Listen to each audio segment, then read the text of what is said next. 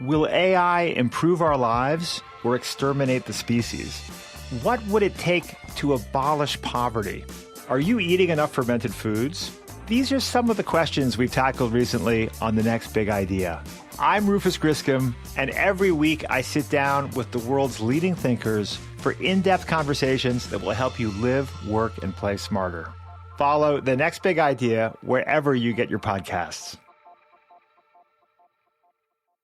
From LinkedIn News, I'm Jessie Hempel, host of the Hello Monday podcast. Start your week with the Hello Monday podcast. We'll navigate career pivots. We'll learn where happiness fits in. Listen to Hello Monday with me, Jessie Hempel, on the LinkedIn Podcast Network or wherever you get your podcasts. Welcome to our sparring session. In our sparring sessions, we invite our guests to showcase their skills in a realistic scenario. In these sessions, don't look at what I do. Look at what our guest does and learn from their style. In some sessions, I'm pretty easy to deal with, but usually my goal is to become the embodiment of your worst nightmare. Someone who is unnaturally persistent, unnecessarily difficult, and at times a little bit socially awkward. I want these conversations to be more difficult than it would be in real life so that when you encounter these situations, you'll know exactly how to handle it. We do the exact same thing with our trainings and in our one-on-one coaching sessions with clients. I strongly recommend listening to the accompanying episode with our guest that came earlier. It's probably the most recent episode. This will give you a little bit more context and help you to develop a better understanding of the scenario. Also, before we get started, I want to give you a reminder that my book is coming out the week of November 4th. This book will help you to overcome the fear and anxiety that comes with difficult conversations. It will also provide you with a simple, practical framework that you can use to approach every single difficult conversation, whether it's in the boardroom or the dining room table. The title of the book is like no other negotiation book because the book is like no other negotiation book. Do you want to know what the title is? I'm not going to tell you. You have to wait until November 4th. It will retail at $19.95, but for that week, the first week it's on sale. For you listeners, the ebook version will be at a special Negotiate Anything discount of 99 cents. So make sure you get it that week. And now, without further ado, let's jump into our sparring session. Okay, so here is some quick background on this negotiation simulation. I'm going to be a client that has unrealistic expectations.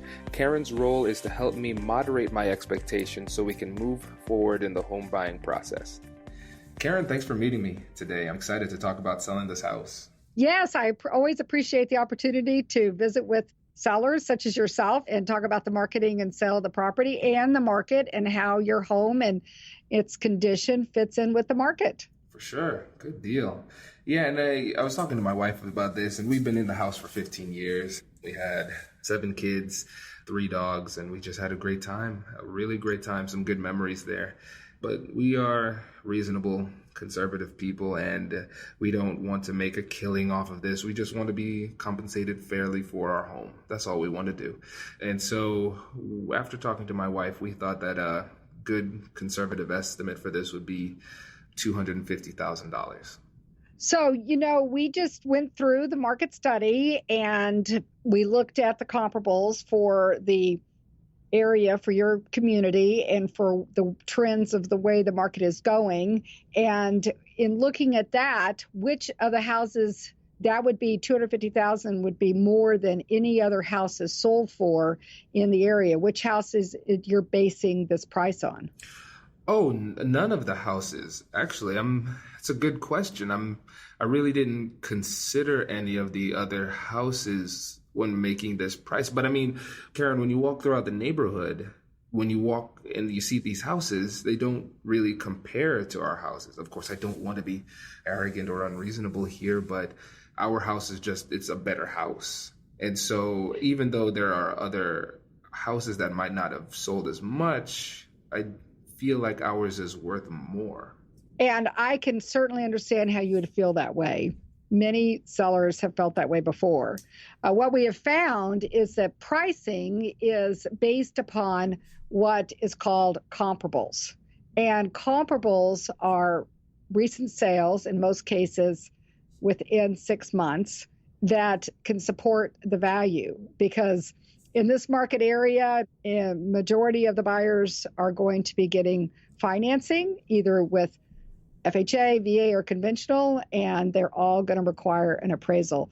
Do you remember the financial market correction that happened about 10 years ago? Oh, how could I forget? So what happened there was a lot of houses were selling above what the market could support in terms of the comparables, and then values got out of line with the market, and then we had a crash, and then we've had a recovery, which has been great. But in that process, the Dodd-Frank Act was put in place, and Dodd-Frank set up these criteria that lenders have to follow. And one of the criteria is the appraised value. Have you ever had your house appraised? Like when you refinanced it? Yeah, we did. But I tell you, I don't think they did it the right way, because they put it at about $205,000. And I really just think that was incredibly low for what we've put into it and the quality. So appraisers, they have a strict guidelines that they have to follow based on these lending requirements set up by TRID and the Dodd-Frank. And so what they're using for value is often different than how sellers and homeowners such as yourself, because you've lived in this home and you have, in addition to it being a home or house with four walls and a roof and everything, it's also been your place where you raised your family. And so that's why a third party independent appraiser is part of the process. Have you had a chance to look at the Zillow or the tax assessment to look at those values? I did, and they put it at about $204,000. And again, I just don't know how that could be right. I mean, we raised 11 kids in this house, 6 dogs. Oh my goodness. What an amazing life you've had. So what those are all what I call indicators. So the appraisal, the Zillow or the Z estimate. And it's interesting because the Z estimate, even the CEO of Zillow said the Z estimate is not Z accurate, because his own house didn't sell for the Z estimate. It actually sold for substantially less. So those are indicators. And they, again, are based on sales that they can document and verify, which is what the criteria is. So what we found is that the market is the market study. So putting the home on the market and listening to the showings that buyers come in through with their agents. The feedback on open houses is helpful, but the really most indicative feedback is that from the real buyers, because at any given point in time, there's a pool of buyers ready, willing, and able to buy a home. And if they're going to select the best house that's available at the time. And so if they select us, then yay, that means we priced the house correctly. If they move on to another house, then that is the market is telling us something. Okay. So what would you suggest? So the parameter that we found works the best is 10% seems to be an over market or around market, seems to be close enough to get enough showings and to leave room for negotiations, because we certainly want to make sure that we don't underprice a house. I will say, though, if a house is underpriced, have you heard about multiple offers and escalation clauses? What it shows is if a house is truly underpriced, so like let's say we priced it at $220 or $225 and we were wrong and you were right in the sense that there is somebody out there that is also looking for exactly that same house and they want to pay, and there's multiple people, then oftentimes it can escalate over. So I always say the market goes both ways. It isn't always down. Sometimes it goes up. So what we want to do, though, is price it so that we will attract the most buyers. Right. Okay. That sounds good. At this point, Karen has successfully persuaded me to list the house at 10% above the appraisal. And so now we've received an offer and Karen is excited about the offer. I am less than excited about the offer. And so now you can see how Karen works with me at this point in the process. Karen, I heard we have an offer. Tell me. I know. Congratulations. This is always a happy day. First of all, just want to make sure that you got all of the documents and you had a chance to review the terms, and they are strong terms. I know the price isn't exactly what we're looking for, but I do believe we have some room to work with. Yeah, that's a nice way of saying it. It's not exactly what we wanted They offered $180,000. That's unacceptable. It's insulting. I don't know who these people are or who they think we are or this house is, but that's just beyond the pale. Just beyond the pale. Well, I can understand how you might feel that way. Other sellers have felt that way before. What we have found is that statistically, the first offer is the best offer. And so it's been 30 days on the market. The home has had a couple of dozen showings, which is really strong for this area and this price point at this time of year. And so that means, remember when we talked about, I said there's a pool of buyers ready, willing, and able to buy a home? Mm-hmm. Well, they've seen your house. And out of all of those people, one person took the time to write an offer.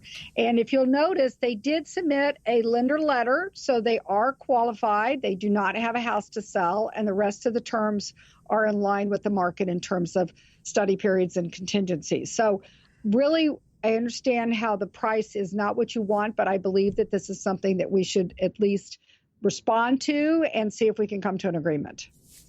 So respond to. So you know how you have the cell phone and you have these emojis and you have the emoji with the eyebrows down and the face is really red and really upset? Can you just respond with that and see how they respond to that? Because that's how I'm feeling. 180 is ridiculous. So I understand how you might feel. Other sellers have felt that way before. What we found is when a buyer comes in at a number like that, they're wanting to go somewhere probably in the middle, because buyers write offers based on thinking that you're going to negotiate and they're going to negotiate. And so that's where our response is somewhere that goes towards the middle, then you're more likely to come to an agreement. And again, if we had received offers prior to now, then we would feel like maybe it would be not worth working with this offer. But this is the only offer we have. And so your vibe is that we'll end up around $200,000? That is the direction that most offers go in when they come in like this. And remember when we looked at comparables and we talked about values and how those values have to be supported by appraisals? The appraisal numbers all came back close to that 200 number. So 200 to 205. And so we can certainly use that information when we respond to the buyer. But in my experience, we want to make the biggest move towards them in the beginning so that we show that we want to work with them, but at the same time, they need to come up as well. So what does that mean? Does that mean we just counter with 200 then? So we could do that. Oftentimes what happens when we do that, then the buyer's going to split the difference and then go to 190, which means we might end up a little bit below 200. So if we came close to 200, but not right there, so maybe 207, that shows that we're giving on our side, we kind of want them to give the same amount or maybe more coming towards 200. And then once they come back, then we'll know how we're likely to come together. Gotcha. Okay. Sounds good. Well, good. We can end this negotiation here. Yeah, you did a really, really great job. We are now offering conflict management and negotiation workshops for companies. If you like the content here and you think your team would benefit from getting a customized seminar, then all you need to do is email me or go to the American Negotiation Institute's website to learn more. And now, back to the show. Brace the rudders! Raise the sails! Raise the sails! Captain, an unidentified ship is approaching. Over. Roger. Wait, is that an enterprise sales solution? Reach sales professionals, not professional sailors. With LinkedIn ads, you can target the right people by industry, job title, and more. We'll even give you a $100 credit on your next campaign. Get started today at linkedin.com/marketer. Terms and conditions apply. Yeah, you did a really, really great job. That was good. And you handled me even though I was emotional and I magically got more kids every time I talked about it. I know. I was like, well, listen. So the script is feel, felt, found. So the idea is you want to recognize that the person feels what they feel and not to judge it or discount it or disclaim it in any way. So you say, I understand how you feel. Other people have felt that way before because you want to validate it so they don't feel like they're the only ones out there that have felt that way. And then what we have found, we want them to move towards solution. We want them to move towards a solution we want them to take. So that's where you bring in your solution. If you start with what you want them to do, then usually they're like, well, you never heard what I had to say. So, or you're not on my side. You're not thinking about me and what I want. So that's why that's important. That's brilliant. And what's funny is I've never heard it described that way. Feel, felt, found. And even me, my character, I felt a lot better with the way that you responded. You didn't make me feel like I was silly or anything, and I felt as though you understood me. And I remember the first time you hit me with it, you said, I certainly understand. And then other people have felt that way too, and what we found. And what's brilliant is that you acknowledged my emotions.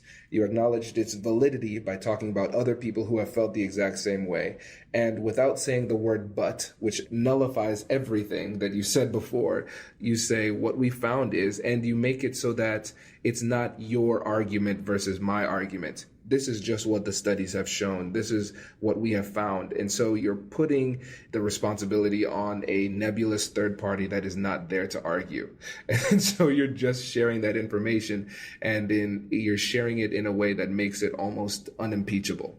Well, so you figured it out. So I'm telling you, it works in all sorts of situations. My husband does it to me all the time. Yeah. Now that he's been trained on it, he's like an expert at feel, felt, foul. Well, I understand how you feel. I'm like, okay, don't use my own strategy. It is a classic. It's a classic in sales, but it works in negotiations. And the reason is like you just said, people want to know that you understand how they feel. Now, every once in a while, if you have a really cerebral person, you can say, I can understand how you might think that. And other people have thought that way before, what we've found. So if you can tell they're not really feeling people, if it's a thought, and they might, I can understand how you might think that the Zillow Z estimate is the right one. Other people have thought that way before. So you can use it in the think thought too. I like it. And what's great about it too, and listeners, I hope you picked up on this, in the second half of that mock negotiation, I stated my displeasure, and then Karen used feel, felt, found on me. And then I restated my displeasure in the form of emojis. And what you did was brilliant. You did feel, felt, found again. And so with a lot of these tactics, sometimes people make the mistake of saying, well, it didn't work the first time. I guess I need to try something different this time, or it just won't work, or this person's difficult to deal with. They are impervious to this technique. No, what you do is you do it again. If you're Steph Curry, if you miss a three, what you do the next time is you shoot another three because you know eventually you're going to make it. So with these techniques, especially this one, this is really, really solid, really, really tight. And I think you can just keep using it and using it and using it again, and maybe vary what you found. Hit them with one piece of evidence or one argument and then another one, but don't abandon the technique. Keep using the technique.